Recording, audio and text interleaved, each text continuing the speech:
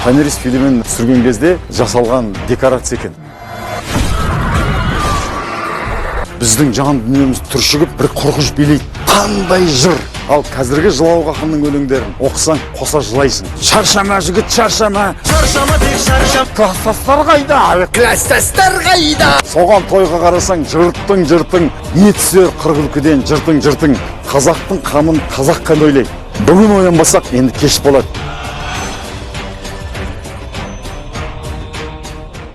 Өткенін білмеген халықта болашақта болмайды. Өткенін қадірлемеген халықтың болашақта өзінің қадірі болмайды. Келсестір ғой. Мынау біздің өткенімізді бейнелейтін бір көрініс. Кешегі Томирис фильмін көргендер шығарсыздар, көрмегендер міндетті түрде көріңіздер. Томирис фильмін түсірген кезде жасалған декорация екен. Осындай жерлер енді өкінішке қарай қазақтың сығанағы бар, сарайшығы бар, отырары бар, бәрі күйреп қалды ғой. Шіркінай, соларды қазір қалпына келтіріп, бір қаржы салып, орнына келтірсе, өйткені бізге осы үлкен күш, үлкен қуат берер еді. Кеше мен Тұран ансамблімен сөйлесіп отырғанда, солар айтады да, біз мына Тайваньға барып, мына өзіміздің қобызбен, састырнаймен, домбырамен, Тұран күйлерін ойнаған кезде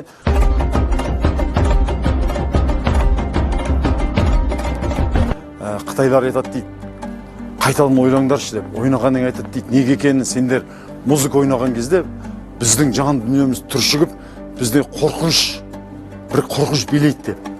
Сол кезде мен айтам, олар кешегі ғұндардың сырнайлатып, кернейлетіп келгендегі, дауылпаздарын соғып келгендегі, аруақтары көтеріліп шауып келгендегі, солардың қалған, қорқытқан, үрейлетіп тастаған қорқыныш қой. Сол қазір олардың гендеріне, бірәм клеткаларынан шығып бүгін мынау кешегі ғұндардың ұрпағы деп соларды қорқытып отыр ғой. Бізге бүгін қайтадан алапат күшке ие болу үшін тарихымызды зерттеуіміз керек, қарауымыз керек. Кешегі сақтар, кешегі спаргапистер, кешегі Томиристер, жарты әлемді билеген кешегі Тир патшасын, жер қайысқан әскерін талқандап, басын қан іздеп келсең, міне қанға той деп, басын қапқа салып біздің батыр апамыз Томирис қандай болған. Сонан кейінгі қазақтың қыздарының атқа мініп шапқаны, қыз қууға қатысқаны, ерлермен бірге еркін жүріп, сада қатысқан сол кинодан көресіңдер. Міне біздің қыздар қандай болған. Бүгінгі қыздарымызда дәл сондай болуға тиіс. Бірақ ол деген сөз бүгінгі күнде еркектермен бірге шығып, рингке шығып, төбелесіп, штанг көтер деген әңгіме емес әрине. Қазақ қашанда қызға 40 үйден тиын деп қызды қадірлеген, бірақ қызды тұмашалап, басына паранжа жауып үй отырғызып қоймаған. Ешқашан. Менің шешем 90-ға келді, айтады, жас кезімізде тақия киіп өскенбіз дейді. Сол кездегі шешелердің сұрағанда тақия киіп, білектей арқасында өрген бүрім, шолпысы сылдыр қағып жүр сақырын деп Абай жырлағандай, шолпылар сылдырлап жүрген кешегі қыздарымыз. Сол киноны міндетті түрде көріңіздер. Ол біздің бабаларымыз. Біз солардан рух алуымыз керек. Толар сақтан саз кешіп, талмай тартып шығарға, қасөлектен туған кәтепті қайтпас қара нар керек. Біздің биткен бұл іске деп Махамбет бабамыз жырлайды ғой. Сондағы қайтпас қайсар нар, кәтепті қара нар қандай шөп жейді? Ол жантақ жейді. Ал жантақтың тамыры 25-30 метрге кетеді. Басы мынандай ақ болғанмен, шөл далада өскен жантақ шөбінің күші деген керемет, қасиеті керемет. Сол сияқты біздің тарихымыз тереңде жатыр. Қазір біздің сол тарихымызға балта шабылып жатыр. Біз қаңбақ сияқты жер бетінде жел қайда айдаса, солай қарай ұшып жүрген ұрпаққа айналып бара жатырмыз. Содан ажырамау үшін, қайтадан сол тамырға жалғану үшін біз қобызымызды тыңдауымыз керек, сыбызғымызды тыңдауымыз керек. Кеше Қорқыттың күйлерін, Ықыластың күйлерін тыңдауымыз керек. Соны санамызға сіңіруіміз керек. Болашақ ұрпақтың санасына сіңіру керек. Есер эстрадан емес, Американың есер эстрадасын емес, біздің сол қобыздың күйлерін, домбыраның күйлерін, састырнайдың күйлерін, жетігеннің, шертердің күйлерін тыңдасақ, біздің ұрпақ елін сүйетін ұрпақ болады. Тамырдан ажырамау керек. Сондықтан мен бабалар саз оркестрін құрып жатқаным, Тұранға көмектесіп жүргенім. Сол бірақ ниет, біз түп-тамырдан ажырамауымыз керек. Осындай тарихи жерлерге барып, музейлерге барып, таңбалы тасқа барып, кешегі сақ заманындағы қандай мәдениет болған, алтынды қорытып, анандай дүниелер жасау үшін сол кездегі мәдениетіміздің қандай болған. Содан кейін ғұндар заманы қандай болды, ғұндар қандай ерлік жасады, қандай империя болды. Содан кейін Қыпшақ қағанаты, Қарлұқ қағанаты, Ұлы Түрік, кешегі күлтегіндер, тоны көктер, балбал тастарға жазуларды не деп жаздырды.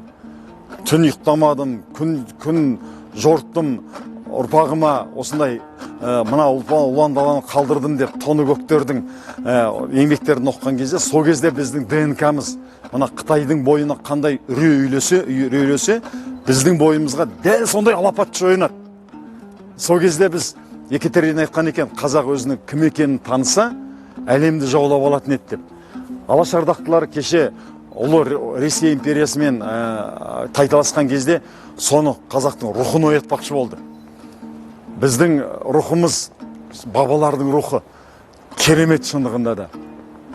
Мына сол Томиристің кезіндегі мен сенемін, дәл осындай сарайлар болғанына, дәл осындай мәдениеті болғанына. Біздің ерамызға дейінгі қараңыздаршы, қандай мәдениет, қандай құдірет болған. Бұрынғы қазақ, Абай атамыз айтады, қазіргі қазақтан артықшылық, бір-екі артықшылығы бар екен, бір кемшілігі бар деп. Артықшылығы бұрынғы қазақтар дейді. Сол Абай айтып отыр, бұрынғы қазақтарды айтады.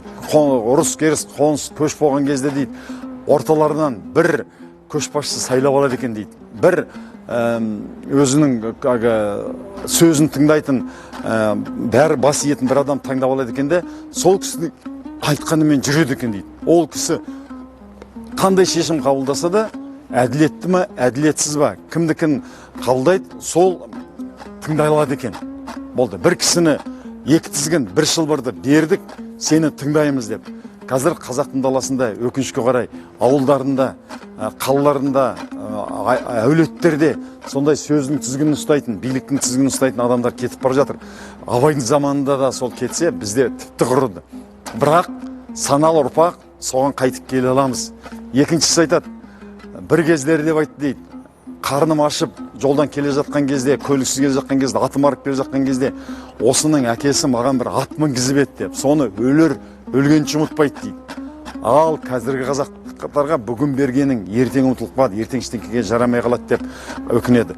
Ал енді артықшылығы қазіргінің кішкене мәдениеті деп сол кезде айтады. Тазалығы бұрынға қарағанда жақсырақ деп. Қазірде мәдениетіміз, тазалығымыз, кішкене оқу біліміміз артқан шығар, бірақ кісілігіміз, адамгершілігіміз төмен түсіп кетті. Бірақ өкіне беруге болмайды. Біз оны қалыпқа келтіре аламыз. Келтіреміз. Тарихты оқысақ, құрметтесек, өйткені ел өзінің музыкасынан, жырынан, эпостарынан, ертегілерінен, тарихынан ажырақ болғаннан кейін болды. Ол құмға айналды. Құм жиналып, тас болмайды, құл жиналып, бас болмайды дейді. Соны құм болмау үшін бізде бірақ Әлихан неге айтқан? Қазақ әлмисаққа дейін қазақ болып қалу керек деп. Бізді ешкімге жұтылып кетпеуіміз керек. Мысалы, 70-тен астам ұлт арабқа жұтылып кетті. Тілдерінен айырылды. Өздерінің атын қоя алмайтын болды. Bir кездегі түрік ғұламалар айтқан, біз кездегі Арслан, Арыстан деген сондай түріктің атын қойушы едік. Енді түрікше ат қоя алмайтын болдық, арабша ат қоятын болдық. Жұтылып бара жатырмыз деп қорыққан. Кезіндегі Дамаск, Египетте қандай мәдениет болды? Сол мәдениеттің бәрі құлыды, арабқа жұтылып кетті. Бізде қазір қазақша ат қоюдан қалып бара жатырмыз. Балаларыңыздың атын қазақша қойыңыз. Тек қана қазақша. Қазақтың тамағын ішіңізсің. Тамақ қазақтың айранын, қымызын, ірімшігін, туған күнге мен торт, пирожный әкелуге тиым салам, өзім жастарыма айтам. Туған күнге қазақтың қымызы бар, шұбаты бар, құрты бар, ірімшігі бар. Қазақты ұлықтайық.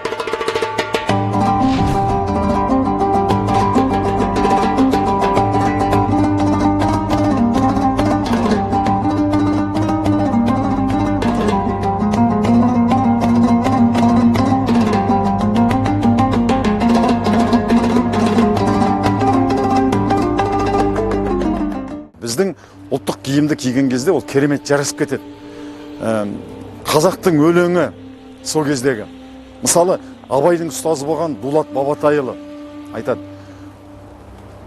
сөзім барда көзім жоқ деп жатпадым, бимен бекті жақтадым, бәйбешенің мойнына жырдан алқа таққаным, өсек болды баққаным, момынға құрған қақпаным, өсекші тәңір дұшпаны, күнәмді қалай ақтадым, аз нәрсеге ант ішіп аруақты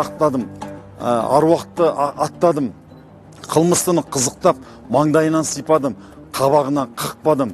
Дулат Бабатайдың жырларын оқысаңыздар, адамға қандай күш береді, қандай қуат береді. Дулат Бабатайұлы айтады: ақ жайлы мен сандықтас, бабамның қонған қонысы, түн асса тұтам түгескен, басылмайтын сонысы, аққан бұлақ сайсалаң, шытырман тоғай айналаң, атам қонған кең далам, жайлауыңды көргенде жадыранам, жайналам, өксігіңді ойласам, ұйқы беріп қайғалам, мендей сені қызғанар, бауырыңда өскен қай болаң, көл қорған қызғыштай, сен десең салам, бай балам. Қандай жыр! Дулаттың, Шалкиздің өлеңдерін оқыған кезде шынымен шабыттанам. Ал қазіргі жылауық ақынның өлеңдерін оқысаң қоса жылайсың. Лирика дейді. Қазаққа қазір кезегі лирика емес. Шаршама жігіт, шаршама. Шаршама тек шаршама, аяқ қолың талсада. Класстастар қайда? Класстастар қайда? Соған тойға қарасаң жыртың өлең. Не түсер қырғылкіден жыртың. Абай атамыз айтады: қазағым, қалың елім, қайран жұртым, ұстарасыз ауызға түстау мұртың, жақсы менен жаманды айырмадың, бірі май, бірі қан боп енде күртің, бет бергенде шырайың сондай жақсы, қайдан ғана бұзылды сарт жасырттың, оқпайсың өз сөзіңнен басқа сөзді, аузымен орақ ұрған өңкей қиқым, баспасына би болған өңкей қиқым, мінекей бұзған жоқ па елдің сиқын, өздеріңді түзелер дей алмаймын, өз қолыңнан кеткен соң енді өз ұрқың, ағайын жоқ нәрседен етер бұлтың, оның да алған жоқ па құдай құлқын, бірлік жоқ, береке жоқ, шын пейіл жоқ, сапырылды байлығың, баққан жылқың, бастами қолда малға талас қылған, күш сынасқан күндестік бұздау шырқың, арылмай бойда жүрсе осы қылпың, әр жерде жазылмай ма жаның қырқың, қай жеріңнен көңілге қуат қылдық, қыр артылмас болған соң мінсе қырқың, түсіндірер кісіге, ұғындырар кісіге сөз келгенде пыш-пыш демей қалар ма олдастырдың деп айтады Абай атамыз. Бүгін оянбасақ енді кеш болады. Біріңді қазақ, бірің дос көрмесең істің бәрі бос деп. Бірімізді біріміз дос көріп, ежелгі бабалардың тарихын зерттеп, соларға еліктесек, солардың мәдениетіндей мәдениет, солардың танымындай таным, солардың берекесіндей береке, солардың кісілігіндей кісілік болған кезде, біз заманның ғылымын меңгеріп, шынымен әлемге тайталасатын ел боламыз. Бостан босқа Әлихан айтқан жоқ. Қазақ әлмейсаққа дейін қазақ болып қалу керек. Біз киімімізде, дүние танымымызда бәр қазақша болу керек. Қазақтың қамын қазақ қана ойлайды. Ол өзінің неменесінен ажырамаған кезде тамырынан, соны тамырдан, қазір біздің тамырымызға 70 жылдың ішінде орыстың тамырын кеп жалғады. Біз орыс болып кете жаздадық. Атымызда, сөзімізде, мәдениетімізде орысша сөйлемесек, сөйлей алмайтын болып қалдық. Алматы қаласында жалғыз ғана қазақ мектебі болды. Қазір Құдайға шүкір, егемендік орнағаннан кейін қайтадан қазақша тіліміз келді, бірақ шығыстан келіп жатыр енді. Қазақша сөйлей алмай, арабша қозбасақ сөйлей алмайтындай, арабша ат қойып, арабтанып бара жатырмыз. Бір балаларымыз ағылшынша сөйлеп, қазақшасынан гөрі ағылшыншасы жақсы болып бара жатыр. Осы бізді қорқытуға тиіс. Қазақ тек қана қазақ болып қалғанда ғана, қазақтың жыртысын жыртқанда ғана, қазақтың қамын қазақ қана ойлайды. Біз музыкамыздан, салтымыздан, тілімізден, дәстүрімізден айырылмауымыз керек. Соны зерттеуіміз керек, насихаттауымыз керек. Келісесіз бе? Келіссеңіз, өз ойыңызды айта жүріңіз. Ол деген сөз басқа ұлтты жек көр, керемет националист болды деген емес, нацист бол деген емес, ұлтшыл бол, ұлтыңды сүй. Қай елден қандай идеология келіп жатса да, ол өз елінің, өз халқының, өз ұлтының идеологиясын бізге тықпалайды. Ал біз түп тамырдан ажырамай, соған тістей қатып, ол деген сөз біз өгіз арбамен жүріп, бұрынғы кигіз үйде тұр, бұрынғы саптаметик ки деген әңгіме емес қой. Қазір айтады, қазақша киін десе, қыздарымыз сәукеле тағып, сол ойлы шапан киіп жүрсе, ол емес. Мысалы қырғыздар немесін киіп жүреді, өздерінің қалпақтарын. Мейрамдарда, ағылшындарды қарасаңда, бұрынғы өздерінің сән салтанаттарын міндетті түрде жасайды. Біз содан айырылмауымыз керек. Қазір қазақтың жастарына қанша күй білесің десе, шақ күй біледі. Көңіл толқыны, адай, балбырауын. Сонан кейін серперіміз қайда, біздің сарыарқамыз қайда, көрғылы қайда, басқа 10 мыңнан астам күй бар. Ал қазақтың ақындарының өлеңдерін, мынау Аханның өлеңі ме, Үкілі Ыбырайдың өлеңі ме, Біржандікі ме, Балуан Шолақтікі ме, Жаяу Мұсанікі ме, ешқайсысы білмейді. Өлеңнің сөзін де білмейді, мәтінін де білмейді, әуезін де білмейді. Ал олар деген қандай жауһар дүниелерді тастап кетті. Мысалы, Абай атамыздың сол кезде айтатын өлеңі бар. Көңіл құсы құйқылжыр шартарапқа, адам ойы түрленіп ауған шақта, салған ән көлеңкесі сол көңілдің тактысына биленсін ол құлаққа. Шырқап, қалқып, сорғалап, тамылжиды, жүрек қозғап оятар бастамайды. Дүниенің ләззаты бәрі сонда, ойсыз құлақ ала алмас ондай сүйді.